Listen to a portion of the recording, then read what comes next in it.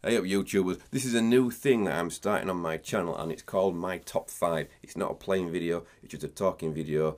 And what it mainly is that I get asked, what's the best high gain amp? What's the best guitar? What's the best this? What's the best that? And the truth is, the fact of the matter is that I like more than one guitar.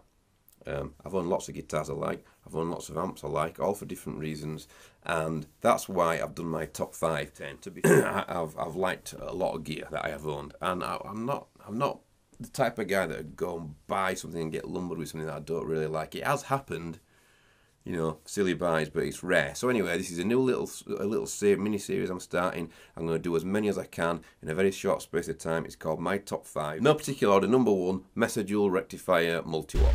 Saved up for that, really hard. Put £1,000 down on it in a shop. The rest of the money I paid off over about 12 months at PMT in Leeds. That's a quick plug for them. Great shop, great guys there. Another thing is that it took a lot of balls buying the amp. But I did like it right off from the bat. Now, what I did notice with that amp was that I needed to put a boost in front of it of some sort to get the tone that I really wanted. I couldn't use it dry, to be honest. I thought I'd never sell that amp, and I probably shouldn't have done, but I got rid of it in the end. It were a bit stupid, but I got rid of it for whatever reason. But it's been on tons of records, tons of albums, tons of stages, and that speaks volumes in itself. It's a fantastic amp, very 3D sounding, very big sounding, and it does make some other high gain amps basically sound a bit wimpy, you know, when you put them side by side. I'm talking about not any amps that you've seen on my channel, but other amps which I don't want to really, probably that's another video, but yeah, really there's some other amps that makes look absolutely shit. But Mesa Dual Rectifier, great amp, put a boost in front of it and I get a fantastic tone. I could easily, happily live with that amplifier. Now, moving on, number 2. This might shock you because it's going to be an EVH, and it might shock you which EVH that it is that I choose. I like all EVHs, and I can get on with any EVH just about, because the tones are just there. You turn them on and the tone's just there. You don't need any wizardry, or you know, you don't need to have any magic dust or anything to get them to sound good. They're just kind of there, and I think that's why they've become so popular. The LBX Mk1, that is number 2 on my list. That is a fantastic amp, and anybody that's been on my channel a while and saw my reaction when I first ordered that amp from Fender, they will know that I was just, I couldn't believe it. I still plug it in now, and sometimes I'm speechless by the attack and by the raw tone of the blue channel. I really wish that when they brought the LBX 2 out, it would have been the same as the LBX 1, but with the blue and a clean, because I don't think you need to change anything on that amp. They did not need to change anything. It was absolutely, it's just amazing, that amp. And yeah, it's probably my favourite high gain tone, straight from a head. You know, when you plug straight into the front, it's probably my favourite tone that I have ever owned from any amp. Okay, number 3, Pv6 V5 Plus, not the, you know, original 6505 or the 5150, the 6505 Plus. That is a fantastic amp, very dark sounding, very mean, has a fantastic growl. Again, really, to get what I want out of that amp, I needed to put a boost in front of it.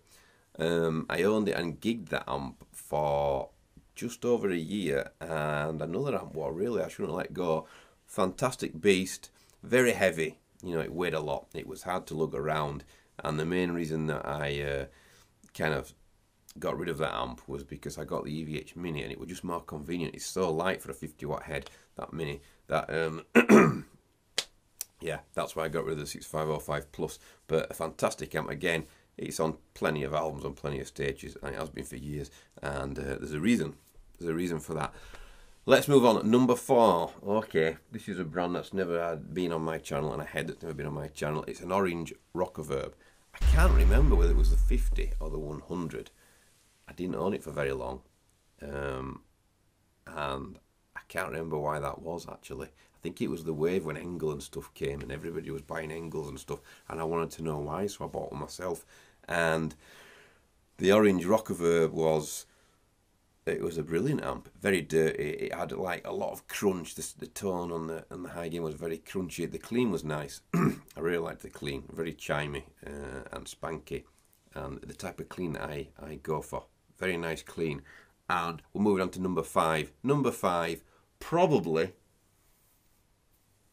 in my opinion, I would say that this amp is the most beastish amp for high gain. A really mint, heavy, high gain, in your face, aggressive tone. Now, I didn't want to put too many EVHs in there. I purposely didn't, because I like them all and everybody knows that. But I'm going for the stealth here. I've not owned this amp, so I'm cheating a bit. Because it was supposed to be the top 5 that I've ever owned. Now, because it's got a bit of a darker tone than the EL34S. Because of that, I favour it slightly over this. I had to pick either this or the stealth. I like both. Depends what mood I'm in. I'm more than happy with any EVH, especially this one or the stealth. But I'm going for the stealth just because it's a bit meaner sounding.